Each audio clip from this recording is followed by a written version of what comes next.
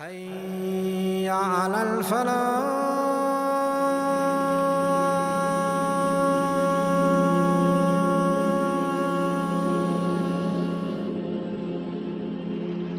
To every afflicted individual, I present before you the tale of Yusuf so that it can nurse your wounds, so that it can give solace to your pain and your agony. Any person feeling distraught, feeling depressed, feeling miserable, feeling low, tell him to read or listen to the tale of Yusuf, and instantly he will feel tranquil, calm and relaxed. So here we have this young boy, he has a dream, he has a vision. So he sees this dream as a little child. It's this 11 stars, it's this brilliant, bright sun, and it's this moon in a row together, all bowing and prostrating before me. When Sayyidina Yaqub alayhi salam heard this, he was a man of prophethood, coming from a family of prophethood. Yaqub realized that a great future was in the making. So he took the necessary precautions. So he said, my son, I'm happy you told me, I'm your dad, I wish the best for you. But don't say it for your brothers, I'm afraid they won't wish as I wish for you. Fate had it, Sayyidina Yusuf leaked it out, and he couldn't contain it, so he tells his brothers, you know what, I had this dream. I seen this year, the 11 stars, sun, moon, prostrating. Now, although they were not prophets, but they were in the house of prophethood, so obviously they had some degree of understanding as well, and they realized that there is something great happening, and they also sensed the father having an inclination. They said, by Allah, our dad loves Yusuf and his brother. Our dad is naive. Our dad is deviant. So when they were harboring jealousy, we will drop him in the well, and we know it's evil, but then we'll make tawbah thereafter. Anyway, they muster the courage and they come to the dad, who's going to put the bell around the cat. Dad, it's been long, Yusuf hasn't accompanied us. You just want to let him go, and tomorrow we will party, we will indulge. Yarta', we will eat. Yal'ab, he will play. Wa inna lahu lahafidhun, we'll take good care of him. He didn't oppose the concept of going out and having quality time. He had reservations and apprehensions that he felt that he was a young boy, he wasn't able to fend for himself. So anyway, Yaqub alayhi salam releases Ibn Kathir's narration, when the brothers take Sayyidina Yusuf alayhi salatu wasalam, after negotiating with the dad, but in the back of the mind they've hatched this plan that they're going to drop him in the depth of this well. So as they leave the presence of Yaqub, they embrace the boy, they kiss him, no, let me hold him, no, let me hold him. So there's almost like a squabble to carry Yusuf alayhi salam, to give the notion of commitment and love. They barely slip out from the vision of the dad, and here they start hurling the most nasty, condescending, vituperative comments. And Ibn Kathir says that the little boy in his feeble voice speaks out, but my brothers, this is not what you told our dad, but we just left him now. You were holding me, hugging me, embracing me. And the narration also says Yaqub alayhi salam embraced his son. Can you imagine how emotional that embrace must have been? He had this thing bothering him within himself. There's something sinister. There's something malicious. So with an embrace, with love, with affection, he releases. No sooner are they out of the sight of the dad, they drop him down. This is jealousy.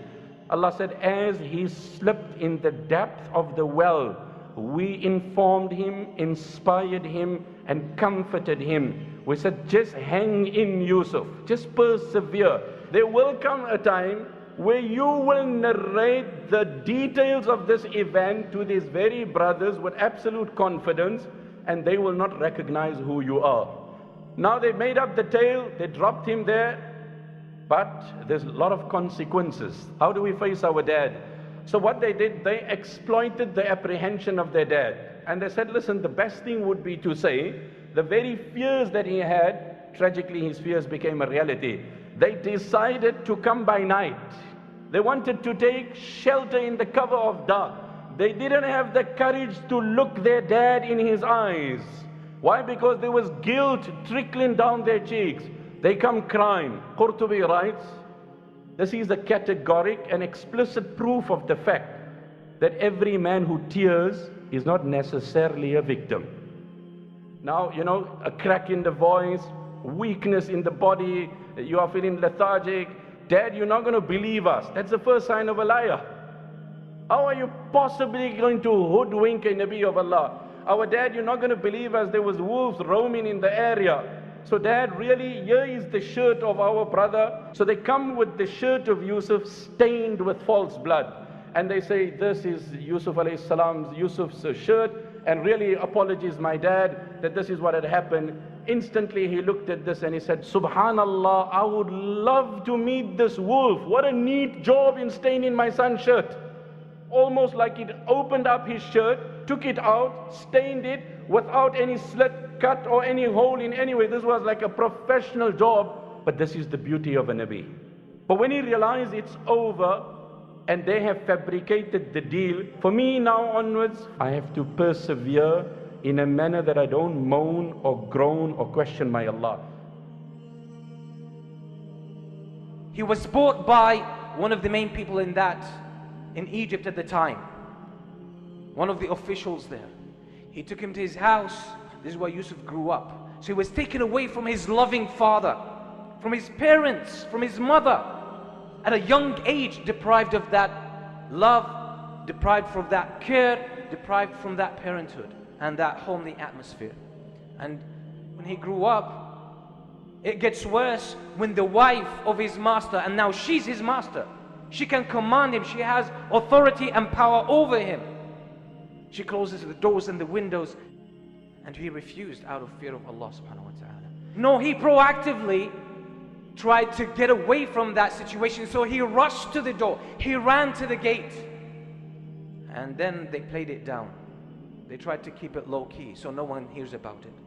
But then Yusuf alayhi salam was exposed to more fitna, because the wife of Al-Aziz exposed him to more women who fell for his beauty. Because as the Prophet ﷺ said, that Allah subhanahu wa ta'ala gave half of beauty to Yusuf alayhi salam. So women fell for his beauty. And that created so much rumors about Yusuf that he was after women. And he sought Allah's help to get out of this situation. And he said, oh Allah, even if it means I'm taken to prison, I'd go for that rather than just be in this kind of environment where there's a lot of seduction. So Allah answers his dua, and he's taken unjustly to prison. He's convicted unjustly, put in prison. But now Allah subhanahu wa ta'ala tells us that when Yusuf alayhi salam entered into prison, there were two other young men who were entered into prison along with him. They come to Yusuf alayhi salam and they say, look, we've heard that you're a special guy, that you can interpret dreams, that you're a very pious, righteous man. Well, one of them says, I saw a dream that I am basically squeezing, extracting wine for the king. And the second one says, I'm seeing that I'm carrying a basket of bread on my head, but what's going on is that these birds are coming and eating from that basket of bread. So please tell us what these dreams mean, because we obviously see for ourselves, we heard, but now we see for ourselves that you are an excellent, excellent person. You are from those who excel in doing good deeds, a righteous, pious man. So now Yusuf alayhi salam does something very interesting. They're asking for the interpretation of their dreams. Yusuf alayhi salam says, this is the ideal opportunity to have a very important conversation. What does he say? First of all, let me establish one thing. Before your next meal arrives, I will have told you the interpretation of your dreams. So meaning what? So I need you to stay with me here. I need you to pay attention. You're asking me for something, I'd like to share something with you as well. How do I interpret dreams? I'm not some angel that I interpret dreams. Rather, this is something my Lord, my Master, Allah taught me to do.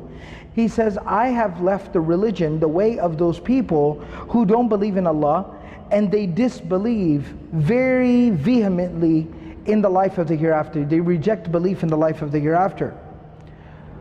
But rather, what do I do? What's my path in life? He says, I follow the religion, the path of my forefathers, Abraham, Isaac, and Jacob, Yaqub. It was never an option for us to ever associate anything with Allah as a partner. This is from the huge blessing that Allah has showered upon us, but rather most people, they don't appreciate this fact that Allah has given us this information. Allah has taught us this. And then he says, oh my two companions in prison. He said, what's better? Is it better to worship many, many different deities and gods and lords? Or is it better to worship Allah, who is one, alone, unique, and dominant and powerful? that the command, the power is only for Allah, is only in the hands of Allah. He has commanded that you worship no one other than Him. Only Him you should worship. This is the proper way to live one's life, but most people, they don't understand. Now, as Yusuf alayhi salam had promised, he says, Ya sahiba yisijn. As for one of you, you will go back to serving wine to the king. And as for the other, and birds will come and peck away at your head. And that's exactly what ended up happening with the two people that asked the question to Yusuf alayhi salam. Yusuf alayhi salam, when he saw the next prisoner leave, he said to him, mention me to your master and tell him that I am imprisoned without any crime or wrong. The shaitan made the prisoner forget what Yusuf alayhi salam had asked him. Jibreel alayhi salam came to Yusuf alayhi salam in the prison, and he said to him, Ya Yusuf, when your brothers threw you in the well, who is the one that saved you? He said, Allah. He said, when you were taken into slavery, who is the one that chose good masters for you? He said, Allah.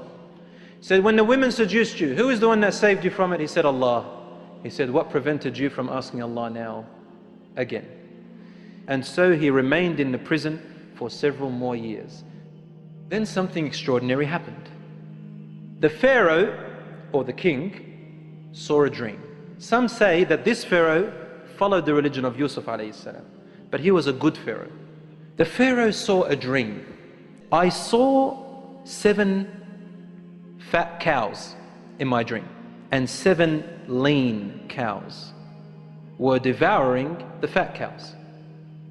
Likewise, I saw 7 green ears of corn and 7 withered ones. They were dry, no fruit in them, nothing. O chiefs, explain to me my dream if you can interpret it. They said, the chiefs, these are just confused dreams, and we know nothing of the interpretation of such type of dreams. Now it is time to bring about the one who deserves to be there, and he is Yusuf alayhi salam. Then said the one who had been released, remember the prisoner? Now he remembered Yusuf alayhi salam. I will inform you of its interpretation, so send me forth. He said, go. O Yusuf, the truthful one, please interpret us the dream. So Yusuf alayhi salam gave him the interpretation. Listen to what he said. He said, for 7 years you shall sow continuously, meaning you'll have lots of crop. You will sow and you won't stop. You'll have abundance for 7 years. Then what you reap of the harvest, leave it on the ear. Don't open it. Keep them inside. Except a little whereof you eat. Don't open up anymore. And store the rest away, but within their mother stem. So they can be protected from parasites, worms, beetles, insects, preserved. Then after that, there shall come upon you 7 hard years,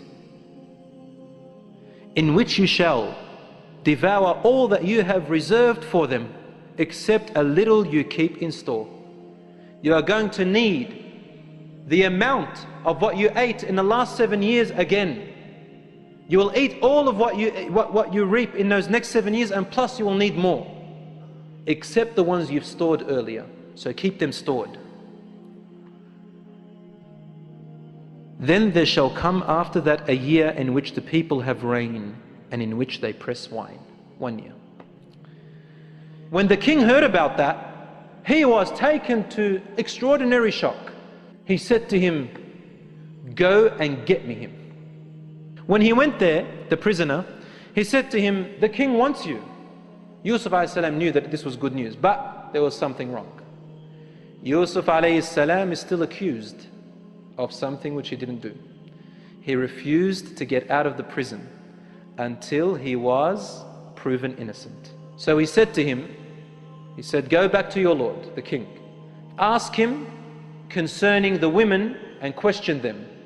Your minister knows what I'm talking about, meaning get his wife after as well, and they will tell you the whole truth.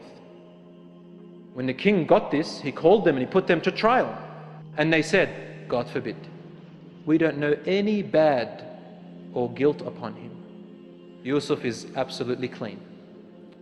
So they brought the minister and he also told them the truth. The wife came along and she said, now the truth has been made undoubtedly clear. I am the one who seduced him upon himself. He is among the truthful ones. Now Yusuf alayhi salam accepts to come out. Coming out with what? With honor, with respect. May Allah have mercy on Yusuf alayhi salam. And the king said to him, today, O Yusuf, you have a firm, strong holding and establishment. You're with me today. What do you want? He asked for the job of the treasurer. Yusuf wasn't only the treasurer. Yusuf alayhi salam, he ruled everything. And this is how we gave power to Yusuf on land. 7 years will come past. Those 7 years, Allah had blessed him with so much. And Yusuf alayhi salam, for 7 years, he put a strategy that he kept enough stock for the next 7 years. So people were comfortable in the first 7 years. And then the next 7 years came so tough. And the drought did not only come to Egypt, but even the countries surrounding Egypt. Everywhere else, the prices of food jumped. And in Egypt, the prices are still the same, no changes. And that drought hit Palestine. And who's living in Palestine? His family. And how long has it been? Decades. So they planned to go down from Palestine to Egypt. Allah subhanahu wa ta'ala, He says, when Yusuf alayhi salam is doing his job as a treasurer, monitoring everything, making sure everything's under control, unexpected, who comes? His brothers. So Yusuf alayhi salam recognized him. And they didn't know who he was. And Yusuf alayhi salam started to ask him questions. He asked them, how many brothers do you have? They said, well, 11 in total. But at that time, there weren't 11. There was less than that. Binyamin, his brother from the same mother and father, was not with them. Yusuf alayhi salam gave each one of them what they deserve. But they said, we have other family members back home. Yusuf said, I will not give you until you tell me who they are. You bring them, I want to see them. Now they know. They know their father. And they know what they've done with Yusuf. So they said between each other, we could deceive our father in any way. And we will play a game on him. Now Binyamin is with them after making firm pledges. And they entered from different gates. Yusuf saw his brother from the same mother and father and hugged him. And he said, I am your brother. Remember me? And what did Yusuf alayhi salam do? After he prepared and he gave each one of his brothers enough stock that each one of them can have, he had a drinking cup. This drinking cup was made out of gold. He told one of his employees to hide that golden cup in the camel of his brother Binyamin. And then Yusuf alayhi salam started to investigate. Who is the thief among you here? And who was present? His brothers. And at the end, when he reached to his brother's camel, he found the stolen property. Binyamin, he is the one that stole this property. And what's his punishment? He's the slave. And he's got to stay behind with me. His brothers were shocked. So what did they say? Him? He had a brother like him who stole before. They're talking about him. And himself, Yusuf alayhi salam said, you are the ones who are in more evil. Allah knows what these people plotted. So when they went back to their father became so passionate. I'll have the good patience. Maybe this time Allah will bring me both of them back. And then he walked away from them. He was so upset and sad that he lost his sight. Can't you get over it? That's what they told him. Still going to continue thinking of Yusuf until you're going to collapse. I'm not complaining to you. I'm complaining to my Lord Allah. And then what did he say? Oh children, go back and search for Yusuf and his brother. Subhanallah, we just told you forget about Yusuf, and now you are telling us to go and look for him. They came back humble. So what did Yusuf alayhi salam say? Do you remember what you did to Yusuf and his brother when you were ignorant? So what did they say? They were shocked. Is it you? That's Yusuf? I am Yusuf, and this is my brother. They put their heads down and said, verily Allah had preferred you above us. So what did Yusuf alayhi salam do? I'm not even going to bring it up anymore. Forget it. Consider it's forgotten from today. He let them all free. He gave him his shirt. And he said, take that shirt back to my father. And you'll see my father's sight will come back again. Allah says in the Quran al-Kareem, from the moment they left Egypt, their father, he said, I could smell the smell of Yusuf. I don't want to say it, but then you start saying, I'm going crazy. When the brother Bashir came after 8 days, he gave the garment, he gave Yusuf's shirt or garment to his father. He said, didn't I tell you? I know from Allah what you don't know. Now they had to surrender.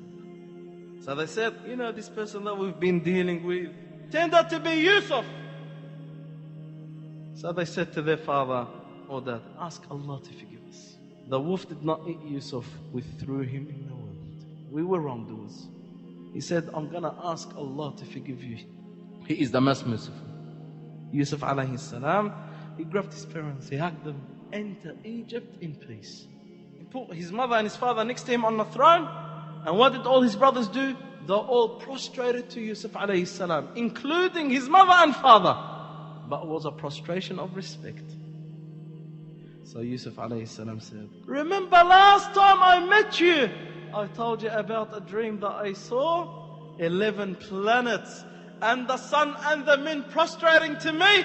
Now this is the interpretation of the dream. Allah had made it come to reality. What's the 11 planets? His brothers. What's the sun and the moon? His father and mother. He went through a lot of hardships, but in the end, after patience and taqwa, he became a king.